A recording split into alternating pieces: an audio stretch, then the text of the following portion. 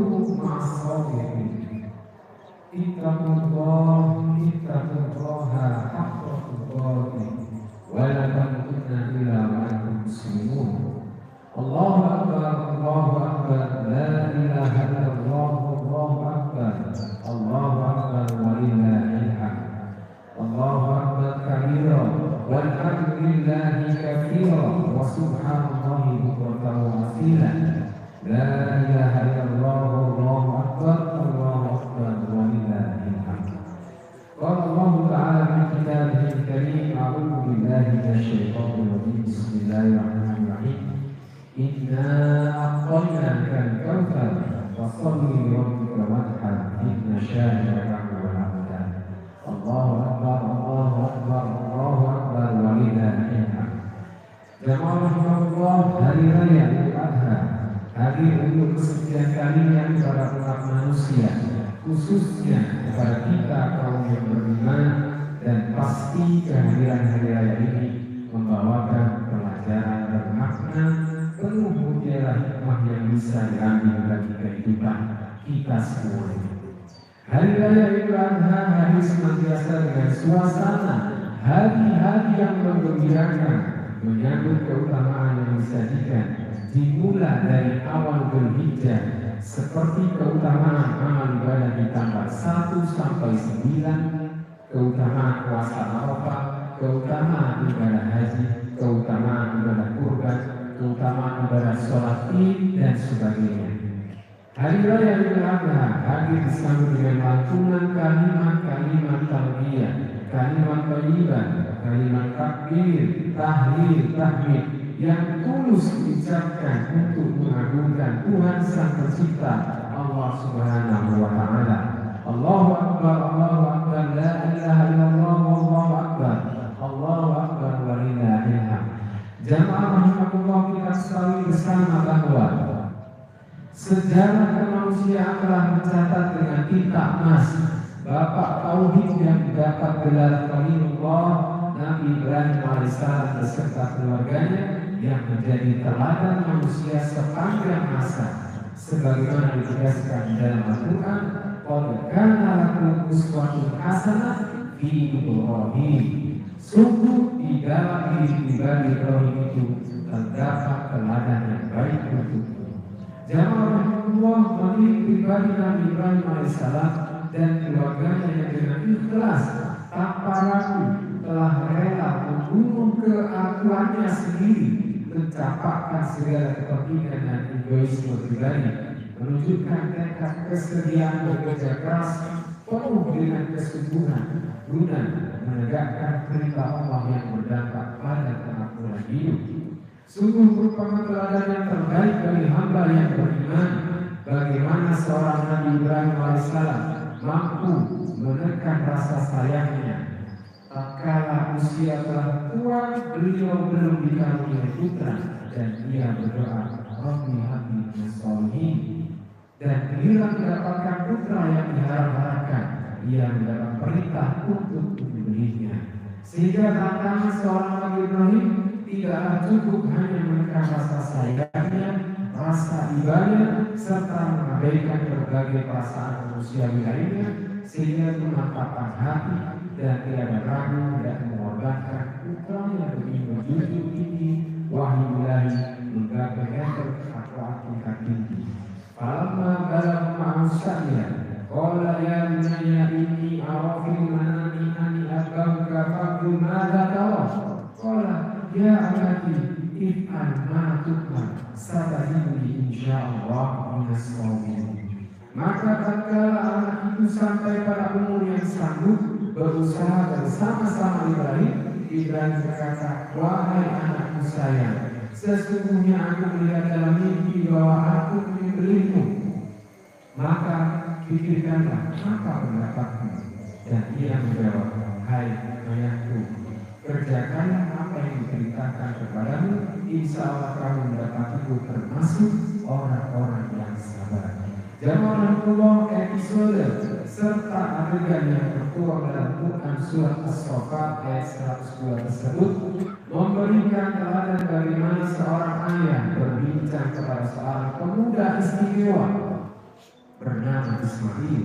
Dia begitu pasrah di kala usianya masih belia, bersedia mengorbankan dirinya, menyerahkan batang lehernya untuk dipotong oleh ayahandanya dengan penuh kesabaran dan ketawakan.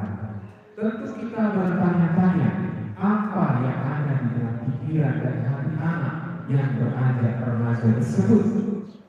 Ketika diberitahu bahwa ia akan dikorbankan untuk menjunjung tinggi perintah Allah, rupanya sikap dan nilai-nilai akidah yang dimiliki oleh ayahnya berkembang pada diri pemuda ini yang bernama Ismail. Dia adalah pemuda yang berprinsip, hidup dalam pijakan, tatapan dan langkah yang pasti, bukan sebagai pemuda yang tidak berpilihan, tidak tahu jalan hidup, yang terombang-ambing oleh setiap gejolak keadaan yang berkembang. Allahu Akbar walillahil hamd. Pemuda berpendirian adalah pemuda harapan, karena kemenangan kejayaan di masa mendatang hanya dapat diraih apabila dirintis sejak muda. Tentu teladan pemuda bernama Nabi Ismail adalah sebuah keharusan bagi generasi muda saat ini yang barangkali mulai surut semangat diterah oleh kemudahan-kemudahan teknologi maupun berbagai macam kehancuran moral. Teladan dari Nabi Ismail tentu tidak terlepas dari ayahnya sendiri, yakni Nabi Ibrahim. Sejak muda, Nabi Ibrahim memang telah banyak memberikan sebuah teladan keberanian yang berkiprah sebagai kaum muda yang bahkan hingga saat ini telah menjadi momen bersejarah di sepanjang zaman. Bisa kita lihat bagaimana Al-Quran mengabadikan kisahnya dalam Quran Surat Al-Anbiya ayat 60. Qalu sami'na fatan yad'uhum yuqalu lahu Ibrahim. Mereka berkata, kami dengar ada seorang pemuda yang mencela berhala-hala ini yang bernama Ibrahim. Berapa usia seorang pemuda atau fatan kala itu? Paling tidak usianya pada saat itu adalah 16 tahun. Ibrahim muda telah menunjukkan keberanian dan kegigihannya untuk mengubah lingkungan yang penuh dengan kesyirikan dan kemaksiatan. Ia menghancurkan berhala-berhala kala itu dengan gagah berani dan cerdik dalam mengatasi situasi saat itu.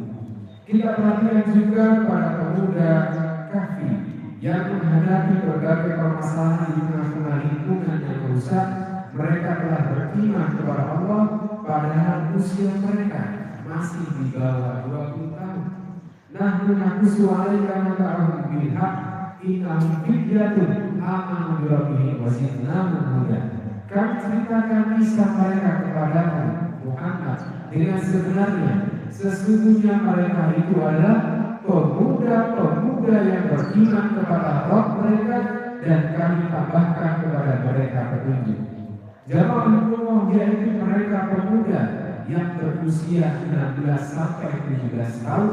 Mereka adalah pemuda yang berpendirian kokoh, bertekad baja dan memiliki kesungguhan dalam berbuat. Jika kita ambil pelajaran dari Nabi Yahya alaihissalam, masih kecil dia juga telah terbiasa bersungguh-sungguh. Ya Yahya, khudh kitabah bi quwwatin wa atainahu hukma shariyyah.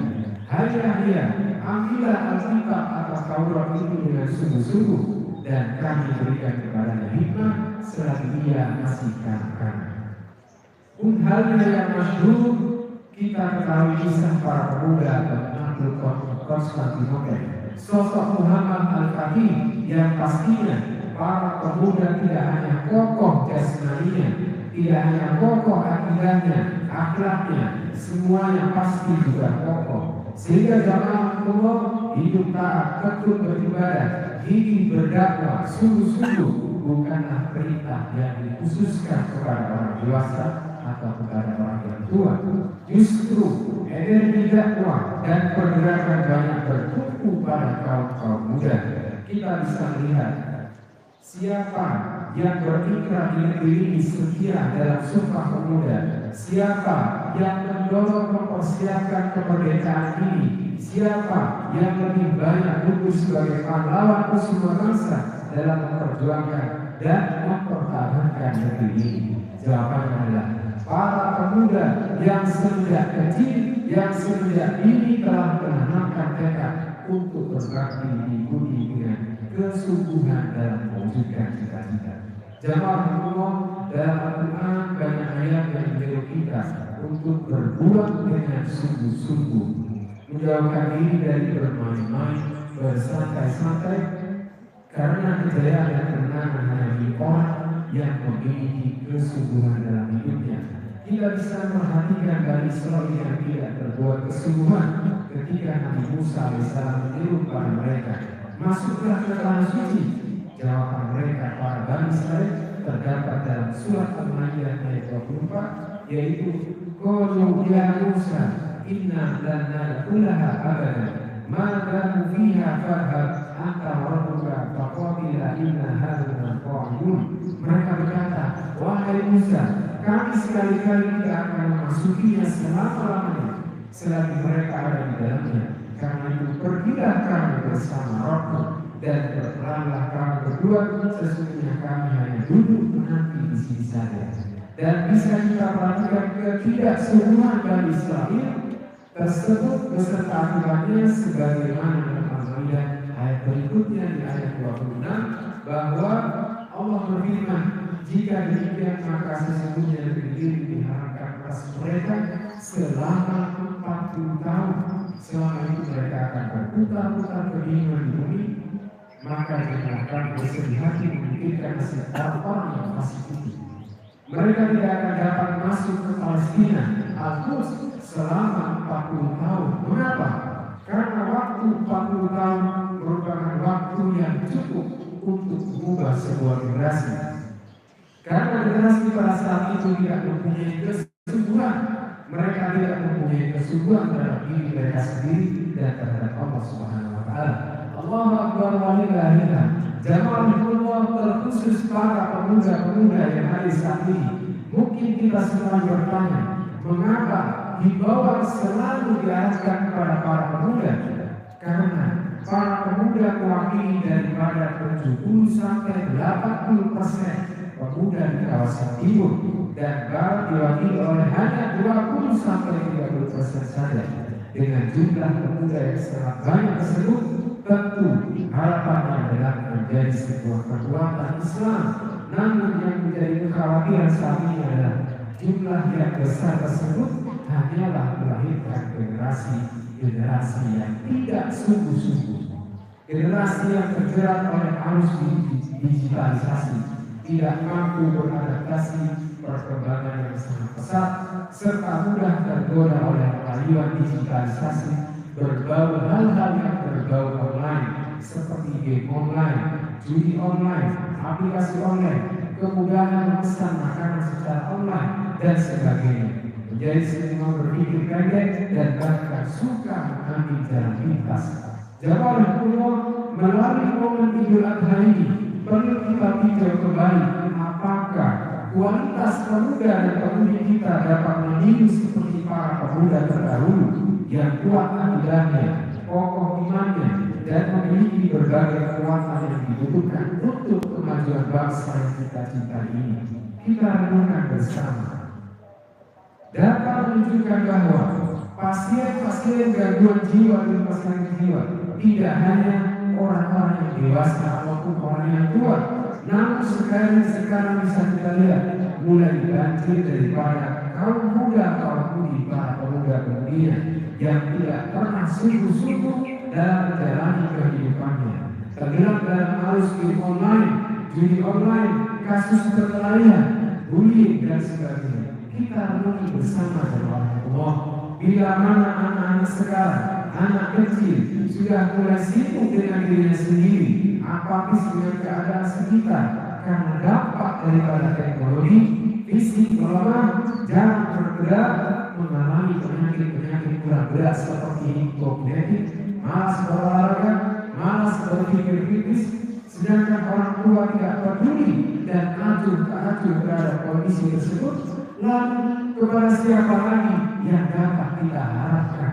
Jamaahullah, oleh karenanya pemuda menjadi tanggung jawab kita bersama di momen yang spesial ini, momen Idul Adha, untuk membangkitkan semangat para generasi penerus, semangat anak-anak para pemuda untuk dapat meneladani daripada sosok Nabi Ibrahim muda, daripada sosok Nabi Ismail muda, sehingga menjadi pemuda perempuan harapan bangsa. Jamaah Allah, nasib negeri ini, nasib sebuah bangsa Indonesia terletak di tangan generasi-generasi penerus pada anak-anak maupun generasi pemudanya. Standar sebuah bangsa atau umat dapat dilihat dari para pemudanya. Para ilmuwan sosial dapat berhitung apakah suatu negara dapat tetap eksis hingga kapan atau kapan sebuah negara akan runtuh dapat dilihat dari perubahan dan bagaimana gaya hidup para pemudanya. Innallaha la yughayyiru ma biqaumin hatta yughayyiru ma bi anfusihim. Sesungguhnya Allah tidak merubah keadaan suatu kaum sehingga mereka merubah keadaan yang ada pada diri mereka sendiri. Tantangan pemuda saat ini adalah yang pertama digitalisasi, kedua kasus narkotika, ketiga kasus bullying. Pada tantangan digitalisasi, memang benar pemuda saat ini bahkan anak-anak kita berikan HP, mereka akan cepat dan sangat cepat mereka beradaptasi. Skillnya sangat bagus, mereka mampu mengoperasikan digital, aplikasi digital yang sangat mudah dan cepat sekali. Pandai dan bahkan dalam waktu singkat dapat menguasai aplikasi-aplikasi online tersebut. Dan tantangan nyata pada tataran yang berikutnya adalah digital culture, yaitu budaya digital. Anak-anak sekarang belum mampu beradaptasi dengan budaya digital. Maksudnya bagaimana? Kita lihat jam kita lihat HP kita.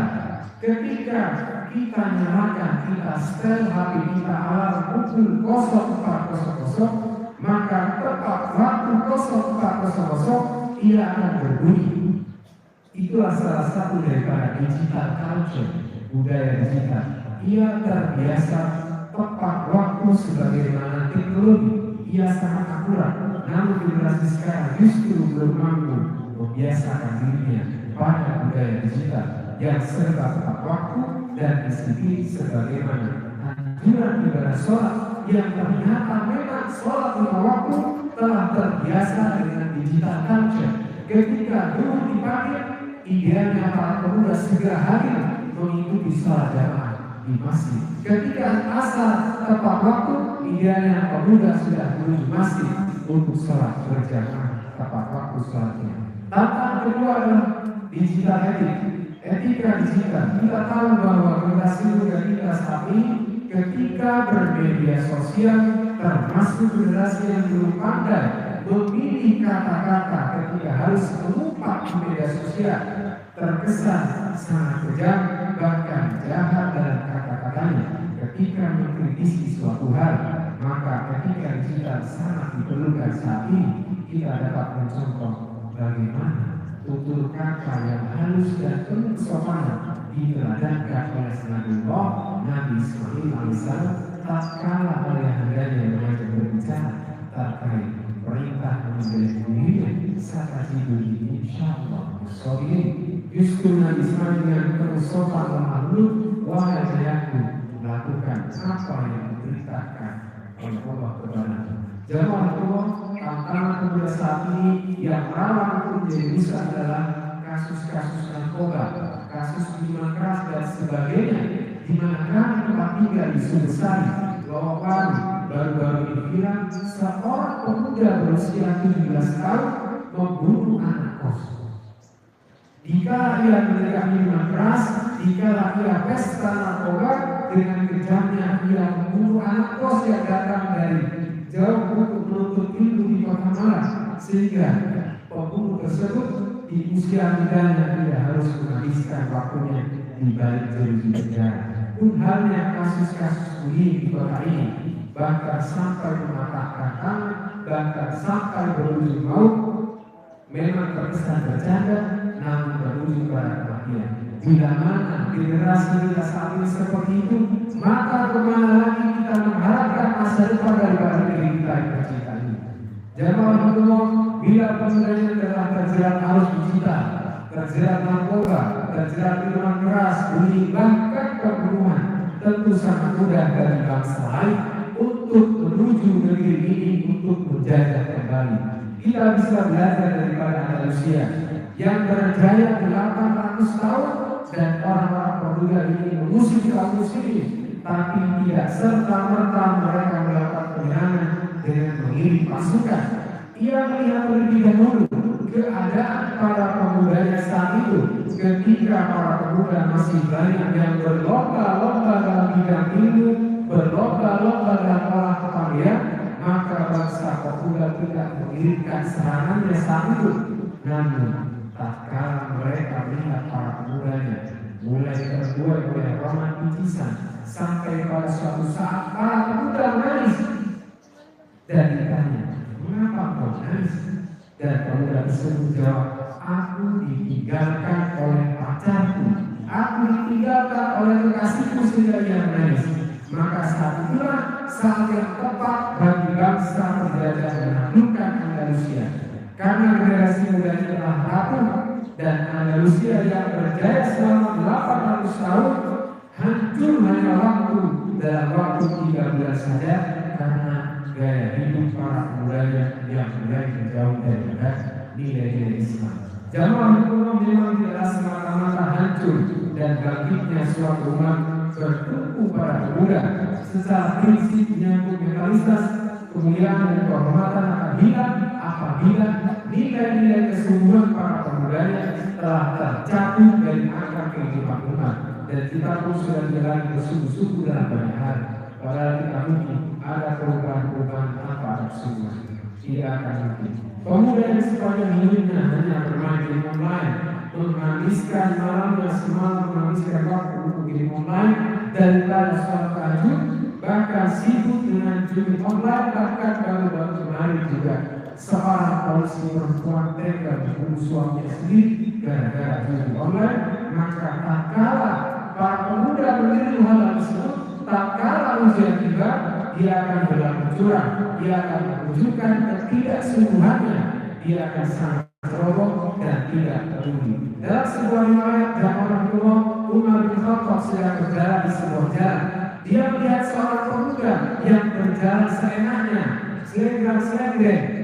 Umar bertanya, "Apakah kau sakit?" Pemuda itu menjawab, "Tidak, ya Amirul Mukminin." Kemudian Umar memberinya peringatan dan berkata, "Kami tidak menyukai dan tidak meridhoi umat Muhammad yang berjalan seperti itu." Jamaah Allah sebagai pesan yang terakhir, khususnya para pemuda atau juga anak-anak maupun orang tua yang memiliki pemuda dan pemudi, menjadi pemuda dalam cara bagaimana yang menjadi pilihanmu. Pemuda yang bagaimana yang akan menjadi teladan dan idolamu. Ketahuilah bahwa apa yang dibiasakan sewaktu kita masih muda akan menentukan mutu kepribadian di masa yang akan datang. Karena itu, mari kita bercermin kepada pemuda Nabi Ismail jika menginginkan kemuliaan hidup. Lihatlah di sekelilingmu, dalam keadaan bagaimanakah kau hidup di tengah-tengah masyarakat saat ini. Pandai-pandailah memilih dan memilah teman-teman berpikir dan bergaul. Beranilah tampil beda ketika lingkunganmu tidak sejalan dengan ketentuan Allah Subhanahu wa Ta'ala. Tumbuhkanlah benih subur dalam berbuat dan janganlah bermalas-malas. Mari kita laksanakan hadis Rasulullah SAW, "Ikhris ala ma yanfa'uk wasta'in billah wa la ta'jas." Bersungguh-sungguhlah, bersemangatlah melakukan sesuatu yang bermanfaat bagimu. Berdoalah kepada Allah, wa la ta'jas, dan janganlah malas. Semoga kita semuanya bila mana seorang pemuda yang hadir saat ini, maka dimudahkan untuk menjadi pemuda yang spesial seperti pemuda Nabi Ismail. Bila mana kita seorang orang tua, maka akan bersungguh-sungguh mempersiapkan para pemuda-pemudinya dimulai dari rumah kita masing-masing, sehingga generasi emas yang diharapkan hadir pada tahun 2045 nanti benar adanya, yakni generasi muda yang Islami yang sungguh-sungguh dalam berislam dan menjadi pribadi yang tangguh dan berakhlakul karimah. Akhirnya jamaah Allah, malah kita bermunajat kepada Allah Subhanahu wa Ta'ala يا أيها الذين آمنوا صلوا عليه وسلموا تسليما اللهم صل على محمد وعلى آل محمد كما صليت على إبراهيم وعلى آل إبراهيم وبارك على محمد وعلى آل محمد كما باركت على إبراهيم وعلى آل إبراهيم في العالمين إنك حميد مجيد اللهم اغفر للمسلمين والمسلمات والمؤمنين والمؤمنات الأحياء منهم والأموات إنك سميع قريب مجيب الدعوات ربنا اغفر لنا ولإخواننا الذين سبقونا بالإيمان ولا تجعل في قلوبنا غلا للذين آمنوا ربنا إنك رؤوف رحيم ربنا لا تؤاخذنا إن نسينا أو أخطأنا ربنا لا تحمل علينا إصرا كما حملته على الذين من قبلنا ربنا ولا تحملنا ما لا طاقة لنا به واعف عنا واغفر لنا وارحمنا أنت مولانا فانصرنا على القوم الكافرين يا الله ya Allah ya Rabbi pandanglah kami dengan pandangan kasih-Mu kami dengan pandangan itu kami yang berlumur dosa saat ini akan mendapatkan kematian lewat kasih sayang jauhkanlah azab kesengsaraan dalam hidup kami kalaulah itu tetap harus berlalu dengan matang takdir jadikanlah kami manusia-manusia yang sabar menghadapinya jadikanlah keluarga dan keturunan kami keluarga dan keturunan yang selalu beribadah dan mengabdi kepadamu jauhkanlah kami dari perbudakan di antara keluarga kami manakala kami seorang ayah jadikanlah ayah yang sanggup menjadi imam di antara orang-orang takwa di keluarga manakala kami seorang ibu jadikanlah ibu di antara anak-anak kami sebagai tempat perempuan dalam kasih sayang keluarga manakala kami saudara jadikanlah kami anak yang berbakti pada orang tua Allahumma inna nas'aluka khairal sa'adati wa khairal du'a wa khairal jazaa wa khairal amal tanfa'u al-jannah wa taqabbal salata al-shiyana wa sujudana wa khairal ربنا ظلمنا أنفسنا وإن لم تغفر لنا وترحمنا لنكونن من الخاسرين ربنا آتنا في الدنيا حسنة وفي الآخرة حسنة